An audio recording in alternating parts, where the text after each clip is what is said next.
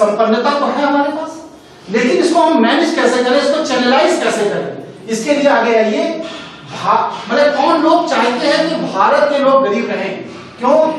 वो लोग इसलिए चाहते हैं क्योंकि भारत का जो लेबर है वो विश्व में सबसे सस्ता है। चाहे वो इंजीनियर हो, चाहे वो डॉक्टर हो, चाहे वो एडमिनिस्ट्रेटिव ऑफिसर हो, चाहे वो किसी भी लेवल का कोई भी व्यक्ति हो जो भारतीय एजुकेशन सिस्टम से निकल के आया है, वो 95% आदमी पढ़ने के बाद नौकरी ढूंढता है। नौकरी का मतलब लेबर का काम ढूंढता है। एक निचले स्तर का लेबर होता है, एक उच्च स्तर का लेबर होता है। आज आपको यह सुनकर ताज्जुब होगा कि पूरा का पूरा यूरोप और अमेरिका के अंदर भारतीय एडमिनिस्ट्रेटिव ऑफिसर्स, डॉक्टर और इंजीनियर ही इन देशों को चला रहे हैं। वहां के जो मूल नागरिक हैं वो बस सिर्फ निर्देश देते हैं और हमारे घरों के बच्चे वहां जाकर के नौकरी करते हैं और उनके डायरेक्शन के अनुसार कंपनी को रन करते हैं। और डायरेक्शन भी उनका क्या है?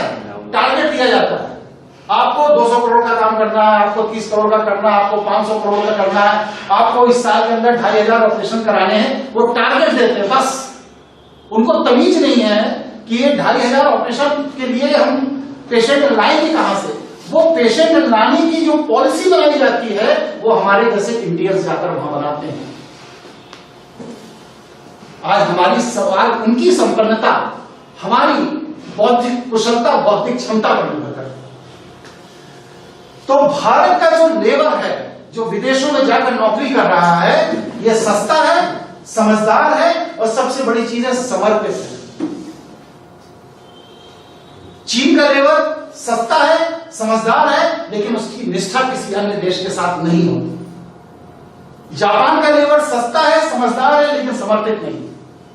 पूरे विश्व में भारत ही एक ऐसा देश है जहां पर जो पढ़ा लिखा भारतीय है उसे भारत से प्रेम नहीं है।